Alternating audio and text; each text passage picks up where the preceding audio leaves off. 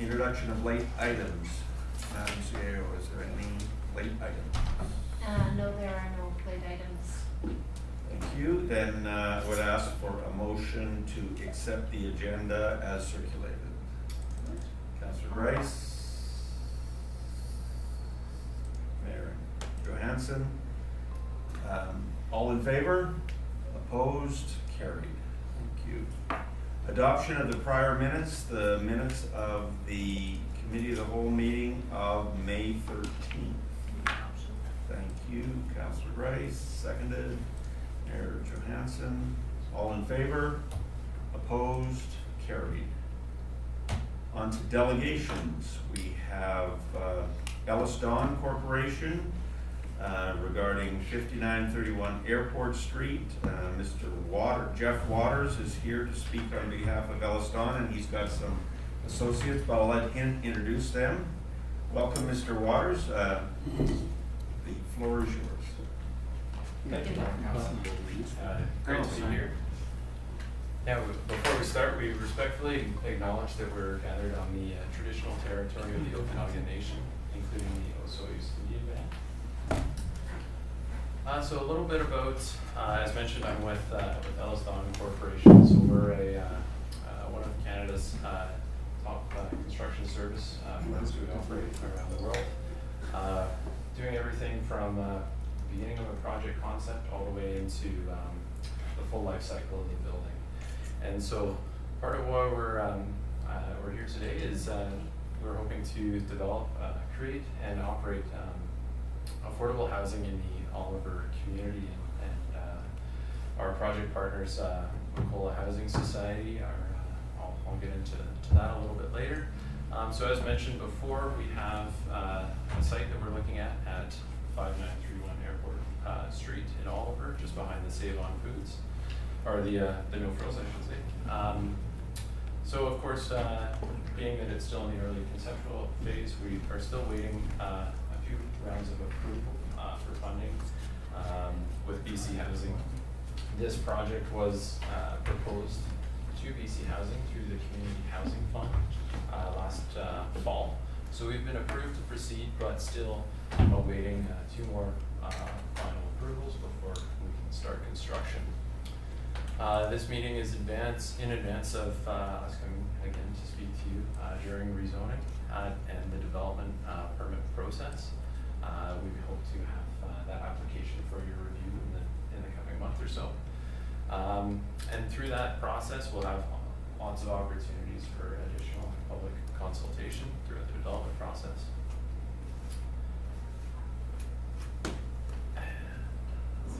It's not changing. There we go. Yeah, so as mentioned, EllisDon, we're the co-developer and design builder for the project. We're really a catalyst in this development. The partner that I'll introduce shortly, Macola, is going to be the future owner and operator of the building and the long-term neighbor in the Oliver community. So on that note, I'd like to introduce Kevin Alberts from Macola Housing. Thank you. As Jeff mentioned, my name is Kevin Alberts. I'm the Chief Executive Officer of both Macola Housing Society and Macola Development Services. And behind me, I have Alita Toker. She's our Director of Housing Operations for the province of BC. And I have Devin Grunshaw. He's also our Project Manager on the development side of things. So these are our future people that will be working on this project together, getting it through the development stage and through the actual operation. And Alita and Alita's team will actually be the ones that will be operating the housing project here in Oliver. For those of you that don't know anything about Macola, we've been operating affordable housing in the province of BC since 1984. We operate provide housing to about 5,000 family members in the province of BC, operate in small communities from Smithers to Vancouver and everywhere in between.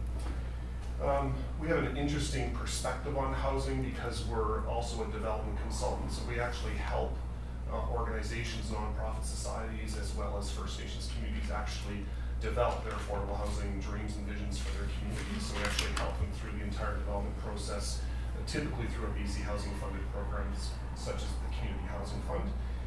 So that's really our expertise in the actual development component of it. And then Macola Housing Society is the actual operator that, like I said earlier, provides housing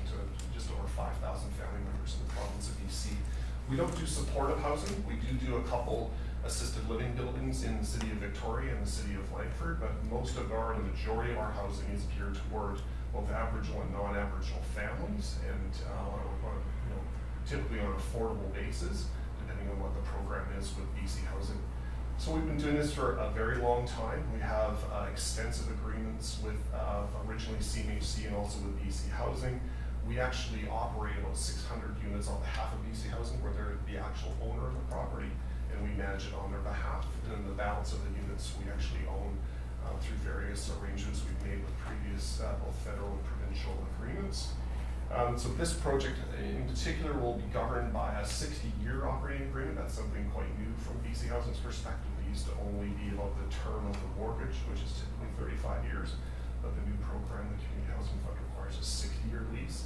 So that's really going to outline the parameters and the restrictions and the criteria about how this project will be managed over its entire life, and also who the tenants are, who makes up the people that will live on Airport Street, and how we actually govern the move in and move outs and all the transitions and all the things that make up property management over all those years.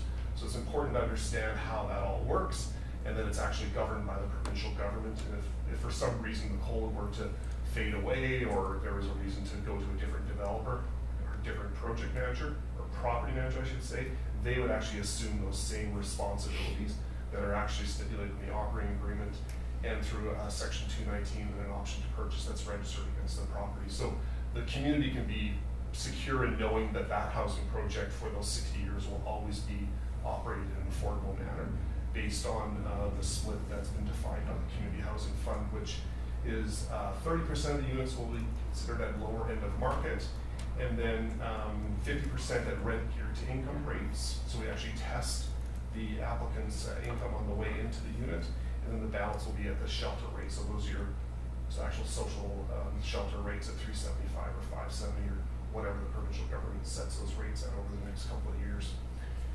A big piece of what we do at this stage is we really look to partner with communities and municipalities and cities that want affordable housing in their communities, and we look to cities like yours to provide as much as you possibly can to make this affordable. This is a very difficult game to make housing affordable to community members, especially when you're talking about rents as low as $375, and literally every single cost that actually gets added onto this project literally gets rolled out to the tenants. There's really only one person left at the end of the day, and it's actually the tenants that pay the rent, less whatever the government provides with both grants and subsidy. But it's really important for cities to do as much as they possibly can, and so we reach out to cities such as yours to see how you can be very supportive of the project in the way of looking at DCC forgiveness, looking at property tax waivers, any of the kinds of things that you can actually help to reduce that overall cost, including parking variances to allow the housing project to include more housing units, and so we can stop actually building parking spots for units that actually won't be used, and we actually build affordable housing for community members. So I've said a lot in a really short period of time. Really happy to answer any questions you have about how McCullough works, how this project could work best for your community.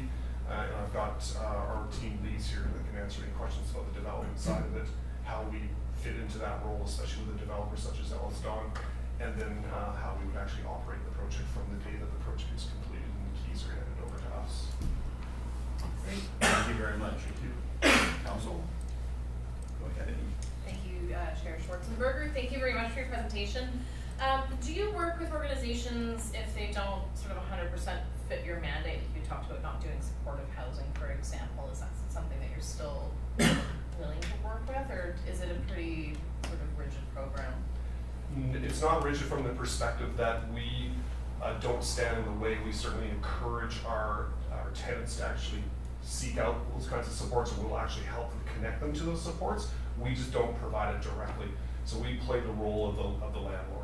And so we collect rent and we maintain units, but we don't stand in the way of a tenant accessing any kinds of supports that they need to be successful in both their housing and their family affairs and all the things that make up a strong, healthy family. Awesome. Have a lot of partnerships, MOUs that we call them, with other service providers in the communities that do those supports directly to our tenants. Okay. There is a local affordable housing society in Oliver, I actually spoke to Jeff on the phone. Yeah. Yeah, and so I'm not sure exactly where they're at with the project. I don't know if you have a card, so I can maybe put you in contact with them. I think that would be great. Thank you. I'll leave them. Okay, perfect. Thank you. Anyone else? No, just I guess I would just say a comment. It sounds like an exciting opportunity, and it's like a piece of property that would really suit the needs nicely. It's a good location. It's a straightforward. I was gonna say easy. There's no such thing as an easy development, but you know the land is as easy as it can possibly be, and you know that helps the costs, and that makes a difference. It impacts the tenant's rent. It impacts how quickly we can do the project. All those things are important.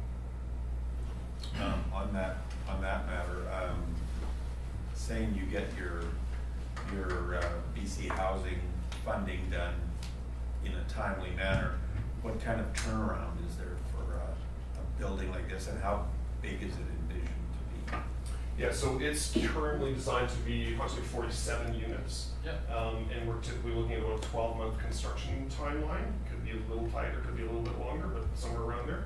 Yeah, yeah, that's fair to say. It's, we're, I guess forecasting getting into construction as shortly as we can. The approval process, I don't think BC Housing will take too long. We've got a great team together, so. Great. I'll be probably having a lot of questions when the ask comes forward. Thank you, Councillor. Thanks for awarding us. Yeah, I congratulate you for picking Oliver. I think it's a great piece of property, and I look forward to seeing more of the details when you come back. So thank you for your time today. You're very welcome. Thank you for the opportunity. I'll just leave this with Kathy. Thanks so much. Thank you. Thank you. On to business one, expanded federal gas tax funding. This was something to be brought forward by Councillor Veintimilla, but she's absent, so Councillor Bryce is going to step in. Yes, dropped this in my lap, so thank you, Chair Schwarzenberger. So Councillor Veintimilla was talking about the gas tax, the additional funding that we are receiving or have received, not it yet, and had some thoughts on a solar project. I think that Ian Gibson's been in touch with the town previously, but it was specific to solar panels on the fire hall. She believes she was a little iffy on the numbers, that it was going to be under a $50,000 contribution from the town, but there would be a $25,000 grant in addition to that to match our fund. So I think she just wanted to know sort of what the feeling was, and I mean, I think that probably an appropriate next step maybe to be to have Ian come in, or if we have a report from him already, like I think I've seen some things go around, come around an email as to. Mayor, sorry, go ahead. Yeah, no, that was about it. The extra gas tax funding, I believe, is $135,000. The extra, 256, I think. It's double. 256. Yeah. No, on top of what we were going to get, the 256. We get 256 and it's doubling, so it's another Okay. 256. Is that, I'll just ramble on, is that money accounted for in, is not? No. I guess for me, the first thing I'd like to do is spend that money on infrastructure projects that we have underway, and I know there's one on Earl Crescent that we were hoping to get the whole entire project done before I would think of spending it on something else that has a grant associated with it. I'd like to see what the numbers on that project come in at, and maybe get that project completed before we look at anything else. The tender's out right now, so we should find out, I think it's June 5th it closes. Councillor. No, that was it. I would just, you know, I think it's a worthwhile project, but I just wanna make sure that we don't, you know, it's, the analogy to me is we've got a roof to fix on our house, and we get some extra money, and we're gonna go buy solar panels, but we really need to get the shingles done first, type of thing. So if to me, if the Earl Crescent is probably the number one I can think of, council may have other projects, or director of operations may have other projects that are challenged as well. If there's extra funding and we can get that project done, then I would be in favor of looking at that funding to fund something like a solar project. That concludes. Thank you. Councillor Mattis.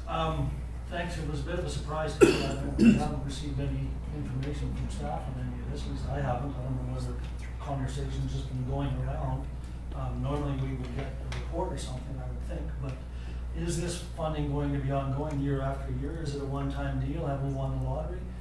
Like I say, we need more background as to the funding itself. I'm not expecting that today. It's You've quite been all right. given the information with regards to this. It's the federal government announced it, and it was provided to you. FCM actually announced it, that they were doubling it for this 1 year only. Nothing I got. It was through the reader's file that it was provided to you. Okay, well, nothing I saw, as I say, maybe I Okay. didn't get that. But it's just a one-time, it's, the federal government has an election coming up, I would say. It's an election year gift to the masses. Understood, so it's a one-time deal, that's a good thing to know in terms of where we spend it. The fire hall is jointly funded by the regional district, the town, so we would be spending our money, which would lower the cost of operating that to the benefit of everyone. So I think if we're going to do a project like that, everyone needs to come to the party. If everyone's getting gas tax money, then everybody should be kicking in for that particular project. I'm not against spending it on solar. I know we have something, we have put some money in the budget already for a solar array up at Topping Lake or up at the Appleton Lagoons. So maybe that needs to be looked at a little more in depth. In terms of other projects, we have a priority list. We spend a lot of time developing a priority list. I think that's where we should begin. What's on our priority list? Rather than, it's kind of like winning the lottery, and the first thing you do is you want to go on a vacation. I understand that. But we do have a priority list. We shouldn't stick to that. Anyone else? Further comments? Councillor Grace? Thank you, Chair Schwarzenberg. I don't know if I'd necessarily equate an investment in solar to a vacation, but I think it is an investment in the future and something that's worth at least looking at, seeing what the ROI would be on it. Maybe going from there. Not against it, just not sure about the location. Yeah, I would, my only comment, I think solar's great. I think, we're trying to reduce our carbon footprint, and we've talked about that at a couple of different meetings, and this would help with that. But I agree with Councillor Mattis that because there is funding partners for the fire hall in particular, that perhaps they can divvy some of their gas tax funding in as well, if that's the path we go. And go ahead, Councillor Grace. Thank you, Chair Schwarzenberg. Through to the CAO. Can you recall the list of buildings that Ian Gibson had asked for? Because I think he identified more than just He did the fire regional hall. district, or not the regional district, but the fire hall, and he was also looking at the arena, I do believe, and the community center, and the archives building. And archives has got solar panels on there, and same with the cadets building. So 3 of those, I guess, are jointly.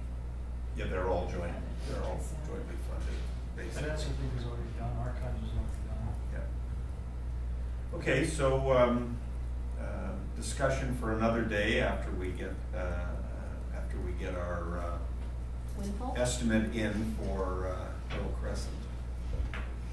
So we'll go on to, unless anybody else has anything to say on that one, we'll go on to business 2, which is the citizen survey, the proposed format. The CAO had attached a report, and I will defer to Ms. Cowan, Thank you, Your Worship.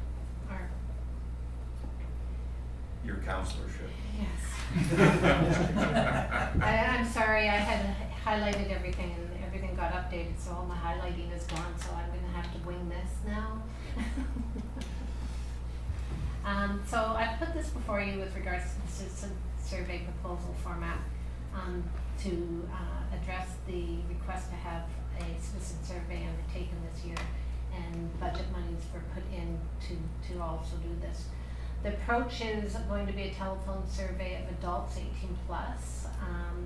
They're looking at an overall sample size of 100, which will be accurate to within plus minus 9.8% or 19 times out of 20. The final sample will be weighted according to the census data to ensure the demographics of the sample match those of the actual population distribution in all of in terms of gender and age.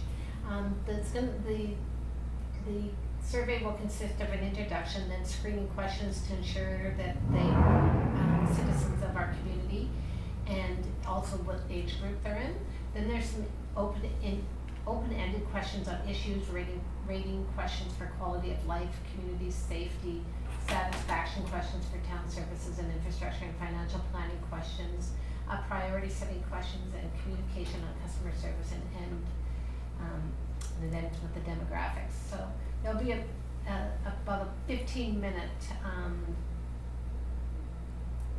conversation that they'll have with somebody that they are doing this questionnaire with.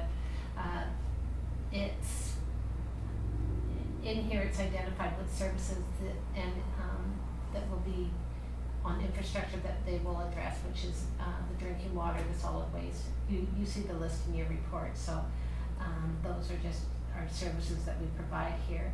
And then priority setting questions with regards to addressing social issues, encouraging a diverse supply of housing, that's housing, not hosing, options at different price points. The irrigation, canal rerouting, repair, protective services, road maintenance, snow removal, community cleanliness, and business and economic development. We're filing up the questionnaire for tomorrow, and they're going to be doing some testing on May 31st with about 10, they're going to do about 10 calls just to make sure that they're in the range of the 15 minutes, exactly how long it's going to take to answer the questions. And the interviewing, I wanted it done before the summer so that we got people before they took off for vacation. And so that's going to be from June 3rd to the 14th with the report. We should have the report back at the middle of July. I do have the questionnaire, but I didn't want to put it out there to everybody, so, but it's, where did it go? It was here. Lost with your highlighting? Probably.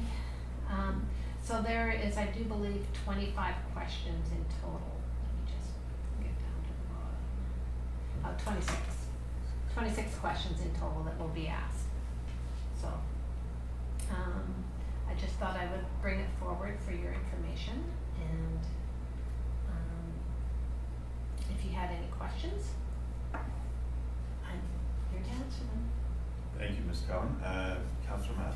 My question, did I hear you say that they're only going to be asking 100 people? Yes, that's what they've determined for the size of our community as to what would provide them with the best. Okay. Is it possible to get a copy of those questions? I know there were some specific items that we had discussed. Oh, that's along on the way. there. Well, it would just be nice to see the. Yeah, I'll the tell you which specific question questions. number that is. Any further, I'll just Councillor comment, Matt? because Yeah, I'm not- Madison brought up the 100. In Kelowna, they ask 300. Okay. So, Ipsos Reid, very Mhm. well-established company of doing these things. I would assume, hopefully correctly, that they feel 100 will give them enough of a cross-reference to So that's question 17 on the it's the implementation. Thank you. How did we do budget-wise? We're Obviously, the on decision under budget? we're on budget. We're on budget. It's What's question 17? Yeah, I know the questions. it's the one that was brought back from a holiday. Yes. Okay, well, I'll have to wait until I see if I win the lottery and get Yeah. picked. Oh, I know. Any further questions or comments on this item? Hearing none, we'll go on to business 3, which is the sewer conditions assessment, recommendation of awarding of the contract. Director of Operations report is attached. Mr. Goodsell. Thank you, Chair Schwarzenberger. So the last time that we went through this process, we saw some outrageous bids come in.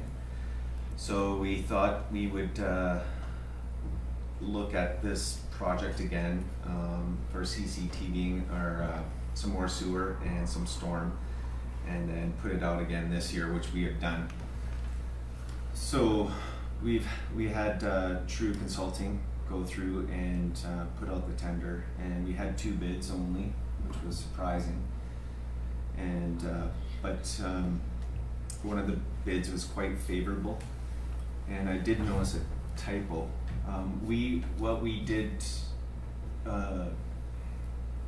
What we budgeted for in sewer was 53,000, not 73,000, and 22,000 in storm. So that's what was actually budgeted. So last October, council decided to reject the 2018 sewer condition assessment tender and retender the reduced scope if required. We made a few changes to it, and like I said, we received favorable pricing from one company. And they're currently they had actually just finished CCTVing Osoyoos, and working with True Engineering actually. So I asked them how it went, and everything seemed to be good so far. They still have to look through all the data and the information that was given to them. So staff's recommendation is that council award the sewer condition assessment project to Calgary Sewer Scope Inc. for $63,580 at tonight's regular meeting. And if you guys have any more questions, let me know. Just on a side note too, if you read it, that'll give us about 10 kilometers of sewer pipe and 3 kilometers of storm pipe. So just to give you an idea of what you get for your dollars for doing this type of work. Thank you, Mr. Goodsell. Councillor Matz? Through the chair, Sean, when you say we reduce the scope slightly, if the old bid was, or the old scope was 100%, what have we gone down to? I think the sewer component was just reduced a little bit, and we were looking at the numbers. We knew those numbers were really high in 2018. When those bids came in, we're going, I think what happened and what we thought was there's no local contractors, but there wasn't again this time. But everyone had their work planned out for the next several months. No, I understand, but Yeah. if the original scope was, if we said that was 100% of the work, and you have changed the scope. I don't know what the exact percentage is.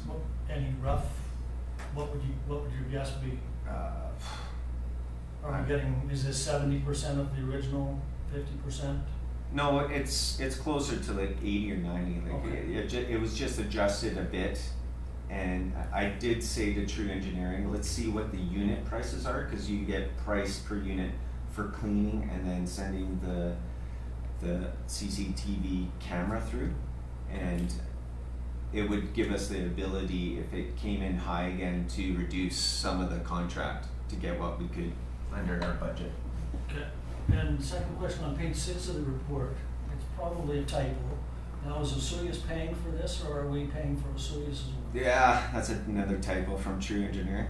Yeah. They probably took the Osoyoos award. They use the template. Yeah, they use the template, yeah. That's happened Good before. catch, Councillor Matz. Well, I hope they're paying for our work as opposed to. If you could get them to pay for it, that'd be They can awesome. own it. We'll get the work done. There you go. Anything further from council? I guess I'll just take the opportunity to ask, in light of Royal Crescent being out the tender, are you hearing anything out there as far as bids for civil works and stuff like that? We had one contractor phone me. They're looking for work in the valley, and True Engineering's been contacted, so there are some hungry contractors out there. So we have, for Earl Crescent, what we do sometimes, if we know that there are some local companies that are available and interested, we automatically send them a package, which we did for Earl Crescent to 3 contractors. in the South Okanagan, and of course it's on BC Bid, it's on our website, so we may get more than 3, hopefully. We always want to get, yeah. That's good, thank you. Alrighty then. Since there's no public here for question period, I will entertain a motion to adjourn. So, Thank you. Councillor Mattis, Councillor Grice, all those in favor? Opposed? Carried. We are done. Okay, pieces.